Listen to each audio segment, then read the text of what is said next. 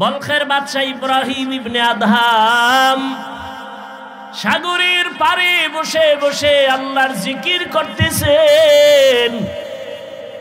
ভিন্ন এক কোটিপতি ওই রাস্তা দিয়া পথ দিয়া যায়, ডাক দিয়া কয়, ও বলখের বাদশা ইব্রাহিম, বিশাল বড় রাজপ্রাসাদ সাইরা তুমি এইরকম সেরাফারা জামা পরিয়া সাধারণ বেশে আছো, তোমার এই বাদশাহী সারলা কেন?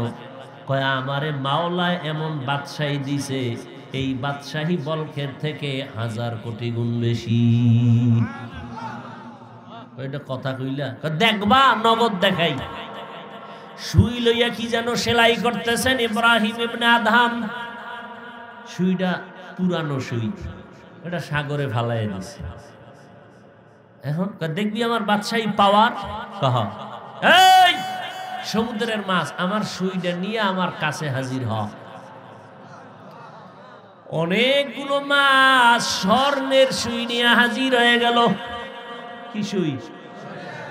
ইব্রাহিম কয়, আমার আসল লোহার জং ধরা সুইটা কই? ওইটা চাই।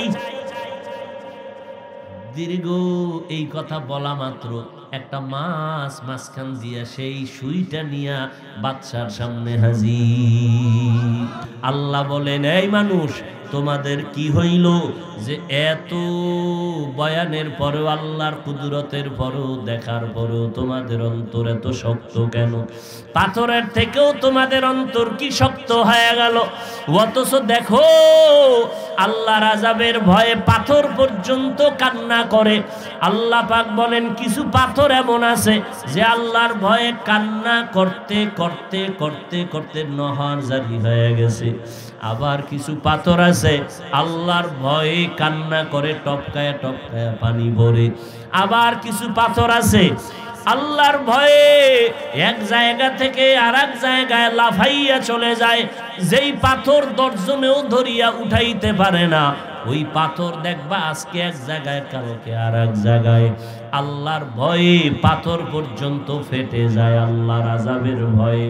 ও আল্লাহর বান্দারা, একটা পাথর যদি আল্লাহর আযাবের ভয়ে কান্না করে, নহর জারি করে, আল্লাহর ভয়ে যদি ফেটে যায়, ও মানুষ, তোমার পাথর থেকেও কি অন্তরটা শক্ত?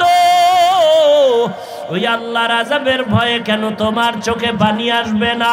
তোমার অন্তরের মধ্যে কেন ঝালঝালা তৈরি হবে না? আমার মায়ার নবী কাঁদেন আর বলেন, ও আয়েশা, হাসরের ময়দানে নবীদের কোনো গুনাহ নাই, তারা পর্যন্ত কান্না শুরু করবেন। ঈসা নবী কাঁদবেন, উম্মতের কথা ভুলিয়া নিজের চিন্তায় কান্না করবেন। মুসা নবী কাঁদবেন, নিজের চিন্তায় কাঁদবেন। ঈসা নবী নিজের চিন্তায় কান্না করবেন। উম্মতেরা গিয়া সুপারিশের জন্য বলবে, নবীরা বলবে, যাও, আমি আজকে পারবো না। যাইতে যাইতে নবী বলেন, আয়েশা, এক পর্যায়ে উম্মতেরা আমার সামনে এসে হাজির হয়ে যাবে। আম্মা জান বলেন, নবী তখন আপনি কোথায় থাকবেন? মায়ার নবী বলেন, আয়েশা, আমি তখন মাকামে মাহমুদে আল্লাহর দরবারে সিজদায় পড়ে কাঁদব। অন্য নবীরা উম্মতের ভুলিয়া যাবেন, নিজের নিয়ে কান্না করবেন, আর আমি নবী একবারও বলবো না আল্লাহ আমাকে বাঁচাও, বরং আমি আল্লাহর আদালতে সিজদায় পড়ে কান্না করব আর বলবো, আল্লাহ আমার উম্মতের বাঁচাও, আমার উম্মতেরা যেন জাহান্নামে না যায়, আমার উম্মতগুলো বাঁচাও, আমার উম্মতেরে বাঁচাও। আল্লাহ আমার কান্না দেখিয়া আমাকে বলবে, নবী মাথা উঁচু করেন, আপনি কাঁদবেন না, আপনার কান্না আমি আল্লাহ সহ্য করতে পারি না, আপনার একটা উম্মতেরও জাহান্নামে দিব না, আপনি উম্মতগুলো বাছাই করে করে করে করে জান্নাতের দিকে নিয়ে যান।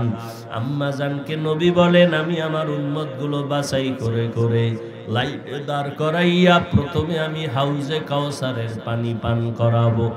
আমার উম্মতেরে আমি নবী নিজের হাতে কাউসারের পানির পেয়ালা দিব।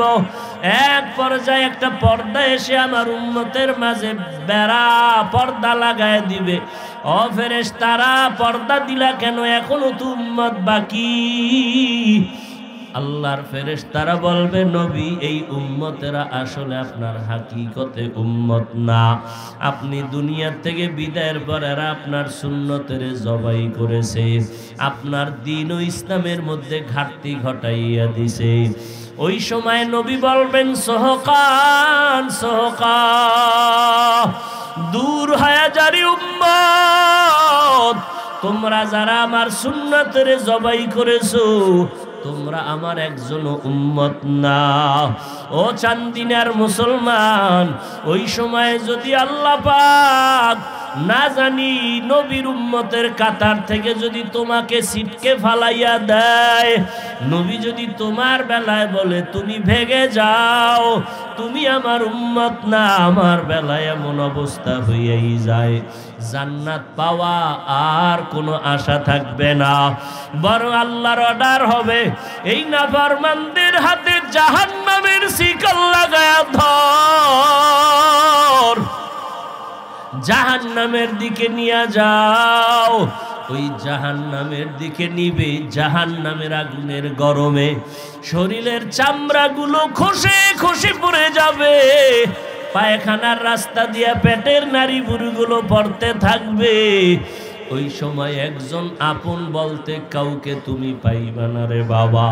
ও যুবকেরা, ও বৃদ্ধ বাবাজিরা, ও পর্দার আড়ালের আম্মা জানেরা, আপনারা নবীদের মায়ের মতো মা, সাহাবায়ে কেরামের মায়ের মতো মা, গুনার কথা স্মরণ করিয়া তওবা করেন। ও যুবক, জীবনে কত অন্যায় করেছো, একটু তওবা করো।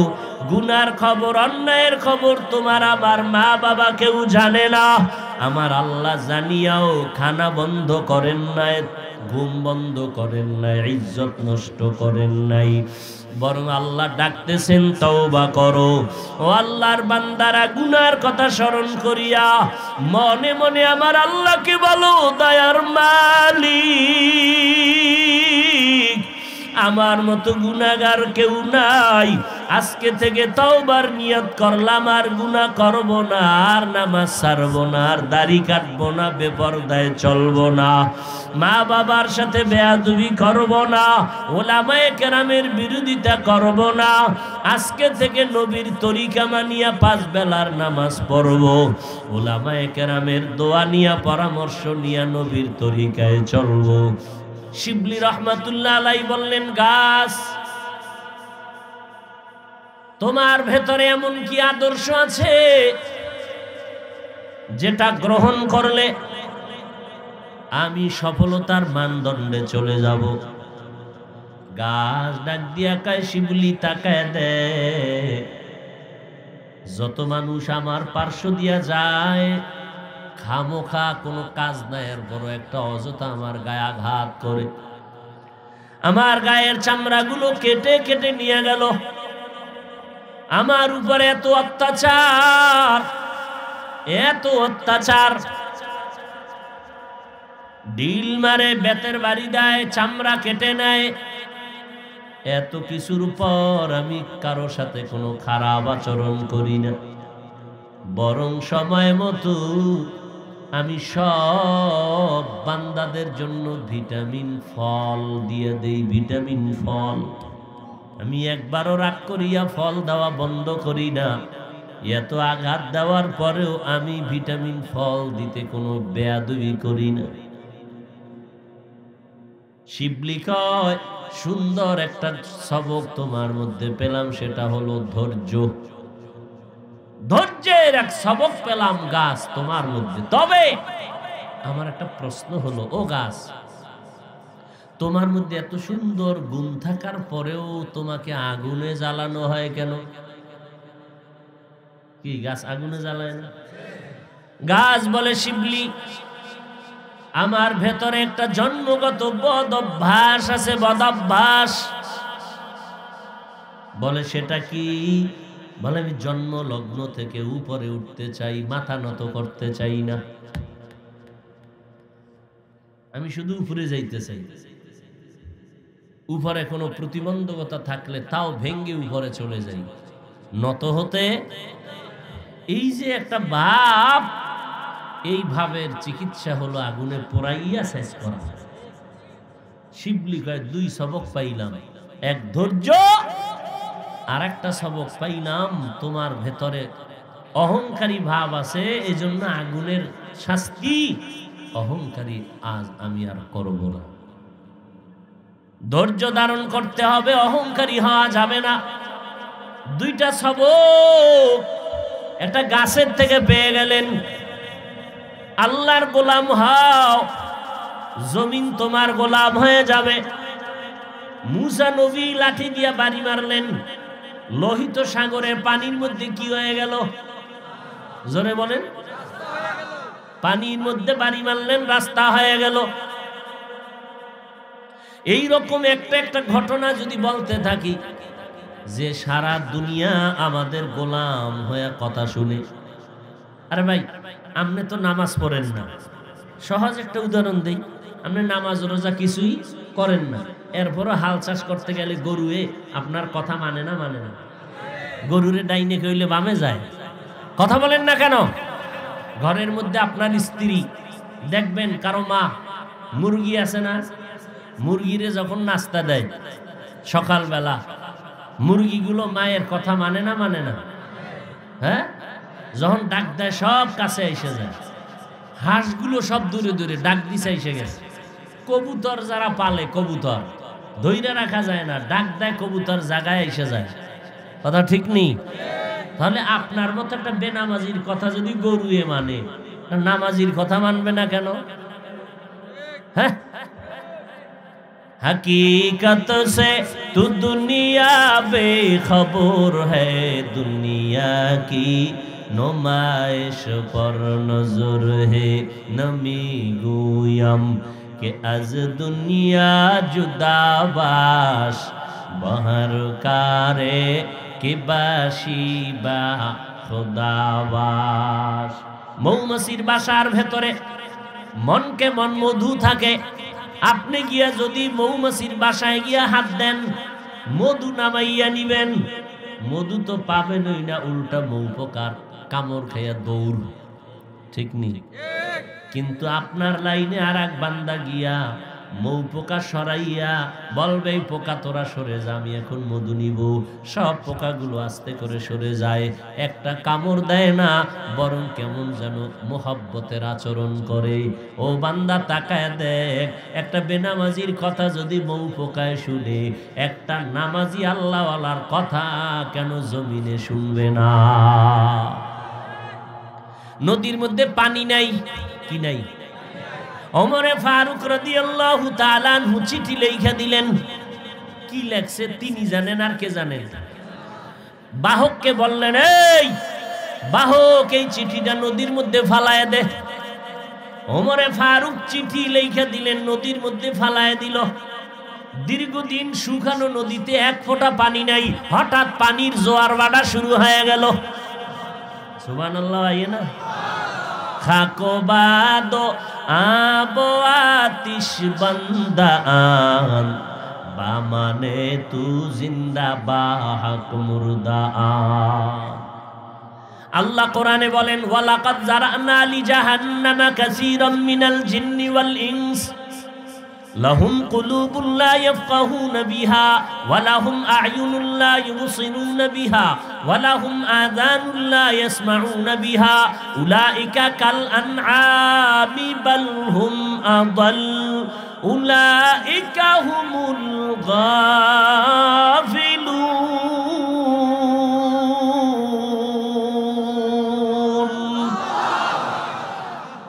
অধিকাংশ মানুষ জাহান্নামে যাবে। কম না বেশি?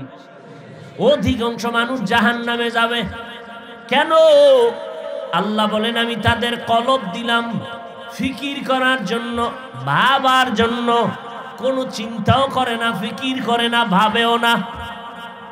আল্লাহ আসমানটা কেমনে বানাইছেন এটা ভাবো। আল্লাহ আমারে কেমনে বানাইছেন ভাবো। এই 7টা জমিন, 7টা আসমান, এখান থেকে 500 বছরের দূর হলো প্রথম আসমান, এরপরে আবার খালি জায়গা দূরত্ব 500 বছর, এর উপরে দ্বিতীয় আসমান। এই রকম আসমান আছে কতটা? 7টা আসমান, 7টা জমিন।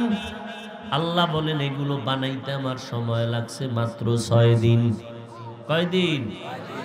আর আপনার আমার মতো বান্দাটা 1 ফোঁটা পানির থেকে মায়ের গর্ভে 1 হাত লম্বা 3 কেজি পরিমাণ ওজন, এই বাচ্চাটারে আমার মায়ের গর্ভে বানাইতে সময় মাওলা লাগাইছেন 6 মাসের মতো। এত বিশাল আসমান 7টা, এত বিশাল মহাশূন্য 7টা, এত বিশাল জমিন 7টা, মাত্র কয় দিনে বানাইছেন? 6 দিনে বানাইছেন। আর আপনার আমার মতো বান্দা, প্রত্যেকটা বান্দাকে বানাইতে 6 মাস লাগাইলেন কেন? বান্দা যদি চিন্তা করো, আমার মাওলারে তালাশ করার জন্য আমেরিকা যাওয়া লাগবে না, লন্ডন যাওয়া লাগবে না। আল্লাহর ওলিরা বলেন, মান আরাফা নাফসাহু ফাকাদ আরাফা রাব্বা, যে নিজেরে নিয়ে গবেষণা কইরা নিজেরে চিনবা, সে ওই বান্দা রবেরও চিনতে পারবা। আমার মাওলা কেমন দয়ার মালিক, তোমার আমার মতো বান্দাটারে মায়ের গর্ভে বানাইতে 6 মাসের মতো লাগলো কেন? 1 নাম্বার জবাব, আল্লাহ তোমারে আমারে বড় মায়া মোহব্বত করে বানাইছেন। আল্লাহ তাআলা এত মোহব্বত আসমানেরে করেন নাই, জমিনেরে করেন নাই। আল্লাহ তোমাকে আমাকে এত মোহব্বত করে বানাইছেন। এইটা একটা চোখ আল্লাহ দিছেন, এই 2 চোখের শুধু একটা চোখের মধ্যে যেই ডিজাইন আমার মাওলা দান করেছেন, এই একটা চোখের ডিজাইন পুরা 7টা আসমান 7টা জমিনের মধ্যে এত ডিজাইন নাই। একটা মানুষের শুধু একটা চোখের মধ্যে যেই ডিজাইন আল্লাহ দিয়েছে। হ্যাঁ যুবক, সারা রাত মোবাইল নিয়ে আকাম করো, কি করবি জীবনে? একটা মানুষের তো একটা স্মৃতি থাকে। তোর স্মৃতি কি? মায়ের বরদোয়া, বাবার সাথে বেয়াদবি, তোর স্মৃতি। কোন দিন আর ভালো হবি? আর আমি বুকে ব্যথা নিয়ে বলতেছি, তোমার জীবনটা কতই যে নষ্ট। তোমার মা গোপনে কান্না করে, আল্লাহর কাছে দোয়া চায়, আলেমদের কাছে দোয়া চায়, আমার ছেলেটা কথা শুনে না। এলাকার একটা মানুষ আমার ছেলেরে ভালো বলে না, ওর চরিত্রটা এতই যে খারাপ। বাবাও কান্না করে, মাও কান্না করে, অথচ তুমি এত বড় নির্লজ্জ, তুমি হাসো। তোমার ভেতরে অনুশোচনা নাই, তোমার ভেতরে কান্না নাই, তোমার ভেতরে কোনো চিন্তাই নাই। আজকে বাবার টাকা খাইয়া মাস্তানি করো, আল্লাহ না করুন তোর বাবায় যদি আজকে মরে যায়, তোর মা যদি চলে যায়, কি উপায় হবে তোমার? এলাকার মানুষও তোর ব্যবহারে খুশি না, আলেমরাও খুশি না, এলাকার বন্ধু বান্ধবেরাও খুশি না। ইতিমধ্যে যদি মা বাবাও চলে যায়, তোর জীবনটা কি হবে চিন্তা কর। অথচ তোমার মধ্যে এমন মেধা আল্লাহ দিছেন, তুমি একজন বাংলাদেশ না, শুধু এই চান্দিনা না, জাতীয় না, আন্তর্জাতিক মানের একজন কবি হবা, সেই যোগ্যতা আল্লাহ রাখছে না রাখে নাই? তোমার মধ্যে আল্লাহ এমন যোগ্যতা রাখছে, ব্যবহার করলে তুমি ডাক্তার যদি হও, আন্তর্জাতিক মানের একটা ডাক্তার হবা, বাংলাদেশের মানুষও তোমাকে চিনবে। এই যে প্রাণ গোপাল দত্ত ডাক্তার না, তুমগো চান্দিনার সন্তান, অথচ তার সুনামটা কি কেমন? চান্দিনা পর্যন্ত? শুধু বাংলাদেশ না বিদেশ? তোর মতো আকাম করলে সারা রাত মোবাইলে, কোনোদিন এই প্রাণ গোপাল দত্তের এই সুনাম হতো না।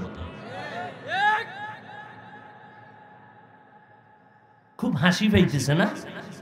খুব খুশির কথা কইছি, খুব খুশির কথা বলেছি। লজ্জা থাকলে তো মাথা নত করে কান্না দরকার, লজ্জা পর্যন্ত নাই। রাসূল ১৫০০ বছর আগে বলে গেছেন, লা ঈমানা লিমান লা হায়া আলা, যাদের লজ্জা নাই ওদের ঈমান নাই।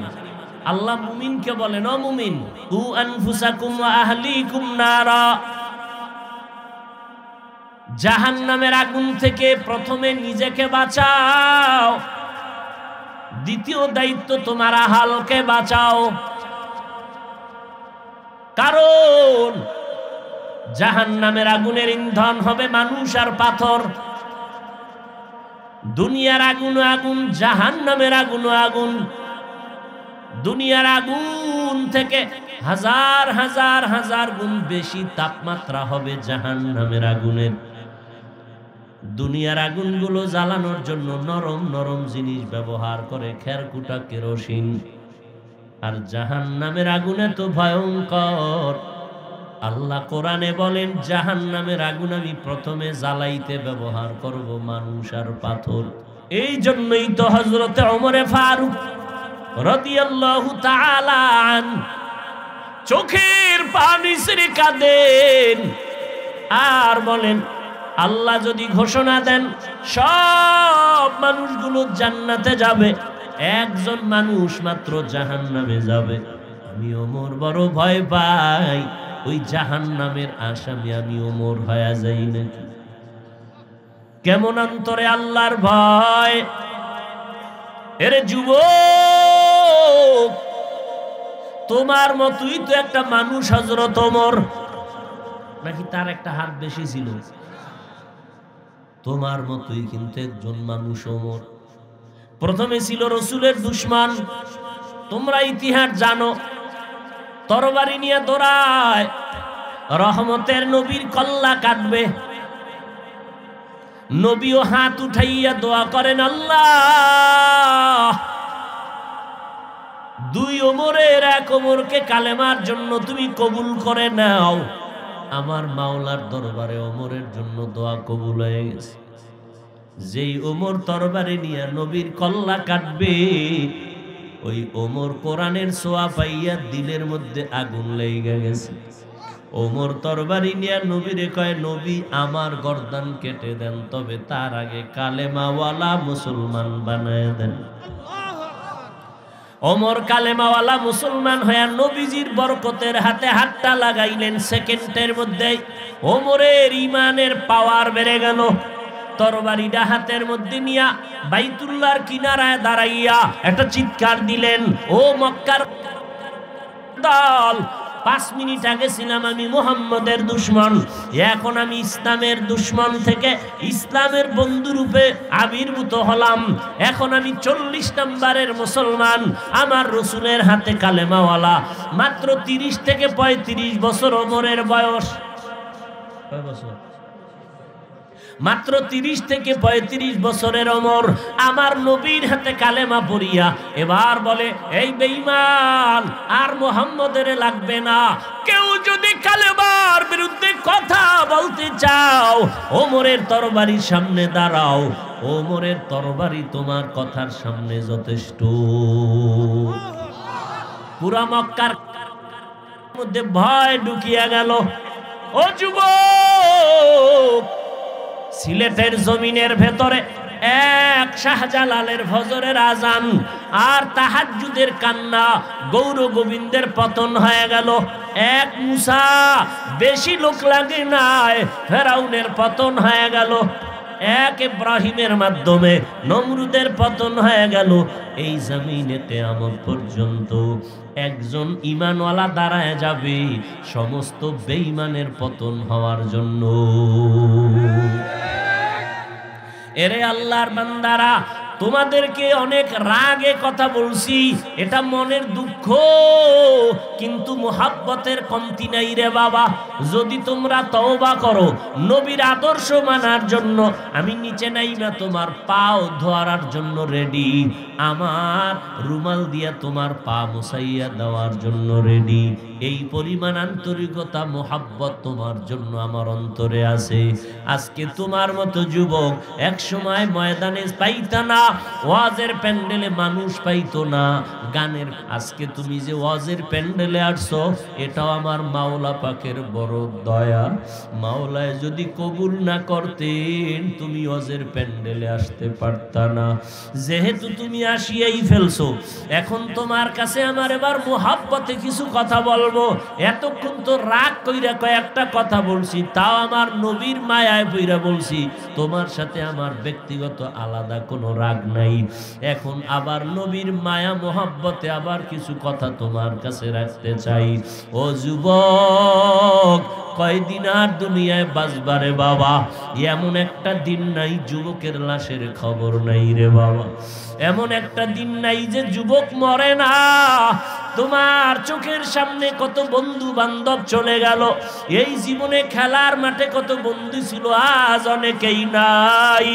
লেখাপড়ার টেবিলে কত বন্ধু নিয়ে আড্ডা দিতাম, আজ অনেকেই নাই। ও যুবক, তুমি জানো না আমার মায়ার নবী কি সুসংবাদ তোমার জন্য দিয়া গেছেন। নবী কয়, আমি মুহাম্মদের উপকার করছে যুবকেরা, আর বুড়ারা আমার বিরোধিতা করত। যুবকেরা আমার উপকার বেশি করেছে। এই জন্য আমার নবী যুবকদেরকে নিয়ে একটা কমিটি পর্যন্ত বানাইছিলেন, হিলফুল ফুজুল নামের কমিটি। ও যুবক বাবারা, আজকে তুমি স্কুলে পড়ো, কেউ বাধা দিবে না। ইসলাম তোমারে বাধা দেয় না। আমি যে এতক্ষণ তোমারে বয়ান করছি, কিন্তু চাই না যে তুমি স্কুল ছাইরা ইসাঙ্গ মাদ্রাসায় হুজুর হইয়া যাও, একবারও আমি বলি না। বরং স্কুলে আসো, থাকো, লেখাপড়া করো, ডাক্তার হও, ইঞ্জিনিয়ার হও, কোনো বাধা নাই। তবে এতটুকু দাবি, আমার মাওলারে ভুলবা না, নবীর আদর্শের বাইরে তুমি চলবা না। নবীর মোহাব্বতে 5 ওয়াক্ত নামাজ পড়বা, মা বাবার দোয়া নিয়ে চলবা। কারণ ওই মা বাবার চোখের পানি আর দোয়া ছাড়া আগানো সম্ভব না। ওই মা বাবার দোয়ার কারণে তুমি আজকে সুস্থ মানুষ। ওই মা বাবার চোখের পানি আর দোয়ার কারণে তুমি আজ টাকার মালিক, বাড়ি গাড়ির মালিক। আজকে তুমি কত আরামে ঘুমাও, কত সুন্দর বিছানায় ঘুমাও। অথচ তোমার আমার মা, তোমার আমার বাবা জীবনভর কষ্ট করে করে করে করে, খাইয়া না খাইয়া তোমারে আমারে বড় বানায় গেলেন। ও সন্তানেরা, তোমার আমার মা বাবা কত কষ্ট করেছেন। ওই মা বাবার কষ্ট যদি তুমি এক পালায় দাও, তোমার জীবনটা দিয়া দিল তা পূরণ হবে না রে বাবা। ওই মা বাবার দোয়া ছাড়া আগানো যাবে না। ওলামায়ে কেরামের পরামর্শ নিয়ে নবীর তরিকা ছাড়া কামিয়াবি অর্জন করা যাবে না। কয়দিন আর দুনিয়াতে বাঁচবা? জীবনে তো কম নামাজ ছাড়ো নাই, জীবনে তো কত রোজা ছাড়লা, কত নামাজ ছেড়ে দিলা, এখনো কি তওবা করবা না? অন্তরেরে বুঝাও। তোমার মতো কত যুবক তাকাইয়া দেখো, স্কুল কলেজে পড়িয়াও নামাজ ছাড়ে না। ঢাকা বিশ্ববিদ্যালয়ে গিয়া দেখো, জাহাঙ্গীরনগরে গিয়া দেখো, মাথায় পাগড়ি, লম্বা দাড়ি, লম্বা জামা, 5 ওয়াক্ত নামাজ পড়ে। পিছন দিক দিয়া তাকাইলে মনে হয় যেন বাইতুল মুকাররমের খতিব। অথচ খবর নিয়ে দেখো, তারা জীবনে মাদ্রাসায় পড়ে নাই।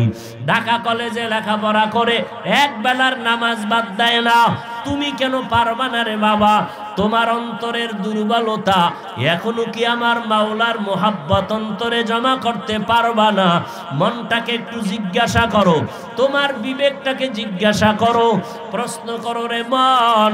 তোমার আমার মতো যুবক স্কুল কলেজে পড়িয়াও যদি নামাজ পড়ে, তুমি আমি কেন পারবো না?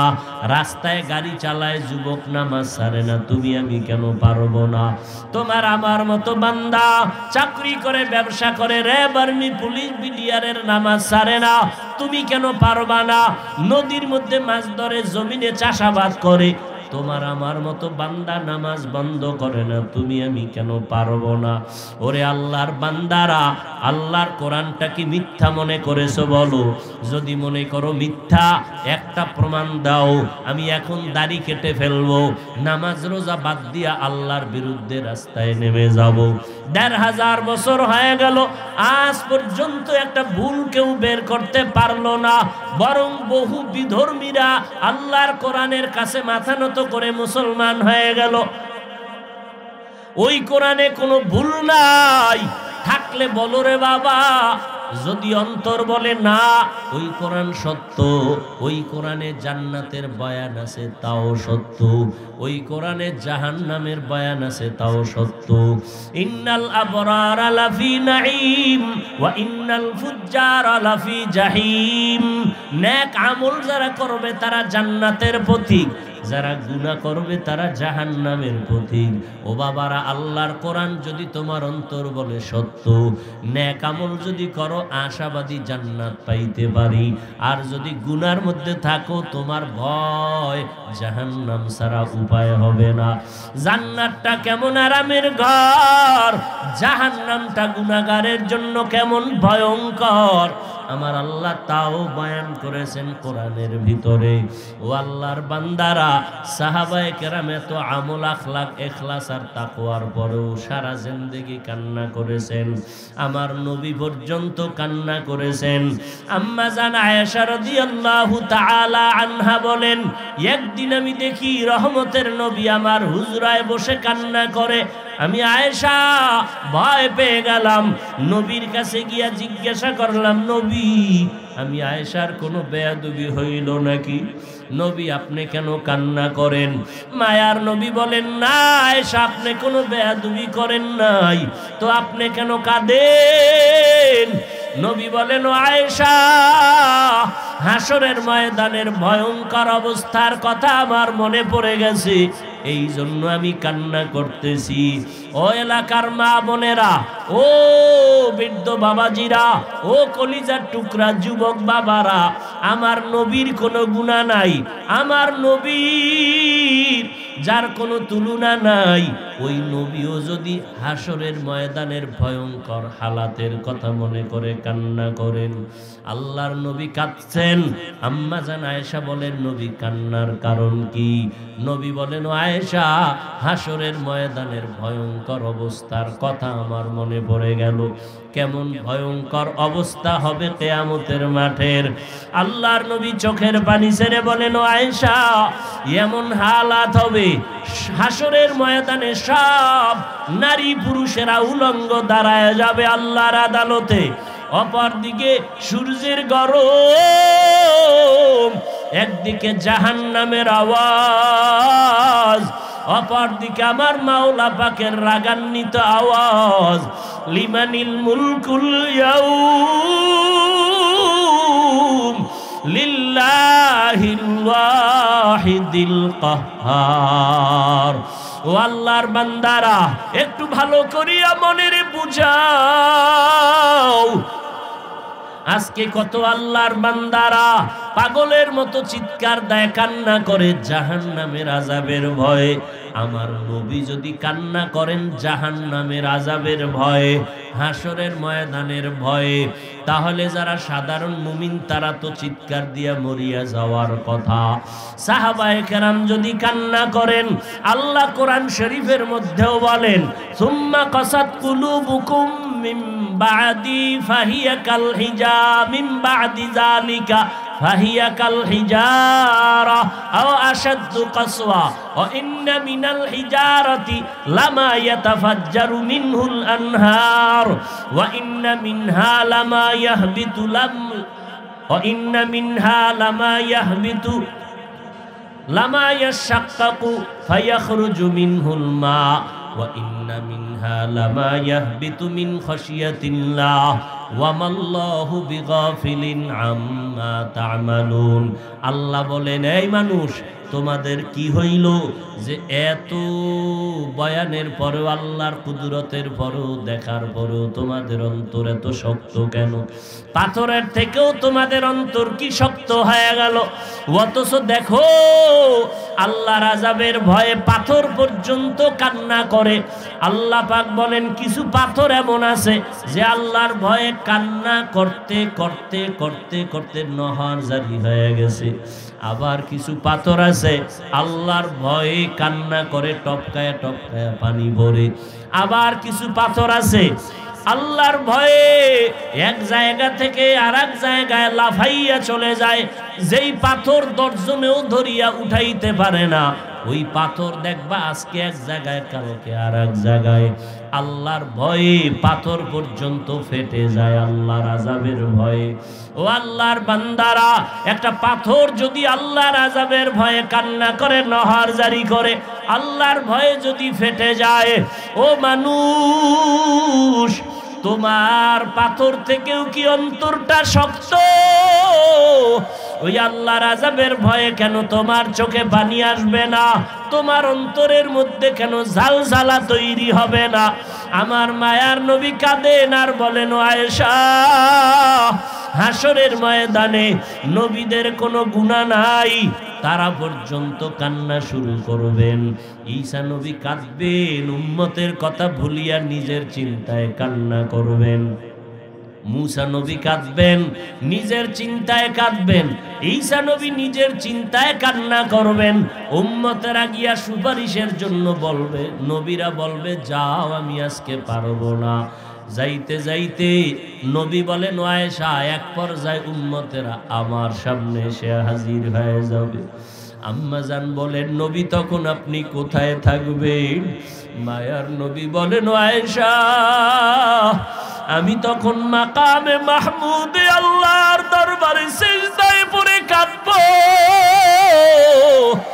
অন্য নবীরা উম্মতের ভুলিয়া যাবেন, নিজের নিয়ে কান্না করবেন, আর আমি নবী একবারও বলবো না আল্লাহ আমাকে বাঁচাও, বরং আমি আল্লাহর আদালতে সিজদায় পড়ে কান্না করব আর বলবো, আল্লাহ আমার উম্মতের বাঁচাও, আমার উম্মতেরা যেন জাহান্নামে না যায়, আমার উম্মতগুলো বাঁচাও, আমার উম্মতের বাঁচাও। আল্লাহ আমার কান্না দেখিয়া আমাকে বলবে, নবী মাথা উঁচু করেন, আপনি কাঁদবেন না, আপনার কান্না আমি আল্লাহ সহ্য করতে পারি না, আপনার একটা উম্মতেরও জাহান্নামে দিব না। আপনি উম্মতগুলো বাছাই করে করে করে করে জান্নাতের দিকে নিয়ে যান। আম্মা জানকে নবী বলেন, আমি আমার উম্মতগুলো বাছাই করে করে লাইনে দাঁড় করাইয়া প্রথমে আমি হাউজে কাউসারের পানি পান করাবো। আমার উম্মতের আমি নবী নিজের হাতে কাউসারের পানির পেয়ালা দিব। এক পর্যায়ে একটা পর্দা এসে আমার উম্মতের মাঝে বেড়া পর্দা লাগায় দিবে। ও ফেরেশতারা, পর্দা দিলা কেন? এখনো তো উম্মত বাকি। আল্লাহর ফেরেশতারা বলবে, নবী, এই উম্মতেরা আসলে আপনার হাকিকতে উম্মত না। আপনি দুনিয়া থেকে বিদায়ের পর এরা আপনার সুন্নতের জবাই করেছে, আপনার দ্বীন ও ইসলামের মধ্যে ঘাটতি ঘটাইয়া দিছে। ওই সময় নবী বলবেন, সোহকান সোহকা, দূর হয়ে যারি উম্মত, তোমরা যারা আমার সুন্নতের জবাই করেছো, তোমরা আমার একজন উম্মত না। ও চান্দিনার মুসলমান, ওই সময় যদি আল্লাহ পাক না জানি নবীর উম্মতের কাতার থেকে যদি তোমাকে ছিটকে ফালাইয়া দেয়, নবী যদি তোমার বেলায় বলে তুমি ভেগে যাও, তুমি আমার উম্মত না, আমার বেলায় এমন অবস্থা হইয়াই যায়, জান্নাত পাওয়া আর কোনো আশা থাকবে না, বরং আল্লাহর অর্ডার হবে, এই নাফরমানদের হাতে জাহান্নামের শিকল লাগায়া ধর, জাহান্নামের দিকে নিয়ে যাও। ওই জাহান্নামের দিকে নিবে, জাহান্নামের আগুনের গরমে শরীরের চামড়াগুলো খসে খসে পড়ে যাবে, পায়খানার রাস্তা দিয়ে পেটের নাড়ি ভুঁড়িগুলো পড়তে থাকবে। ওই সময় একজন আপন বলতে কাউকে তুমি পাইবা না রে বাবা। ও যুবকেরা, ও বৃদ্ধ বাবাজিরা, ও পর্দার আড়ালের আম্মা জানেরা, আপনারা নবীদের মায়ের মতো মা, সাহাবায়ে কেরামের মায়ের মতো মা, গুনার কথা স্মরণ করিয়া তওবা করেন। ও যুবক, জীবনে কত অন্যায় করেছো, একটু তওবা করো। গুনার খবর, অন্যায়ের খবর তোমার আমার মা বাবা কেউ জানে না, আমার আল্লাহ জানিয়াও খানা বন্ধ করেন নাই, ঘুম বন্ধ করেন নাই, ইজ্জত নষ্ট করেন নাই, বরং আল্লাহ ডাকতেছেন তওবা করো। ও আল্লাহর বান্দারা, গুনার কথা স্মরণ করিয়া মনে মনে আমার আল্লাহকে বলো, দয়ার মালিক,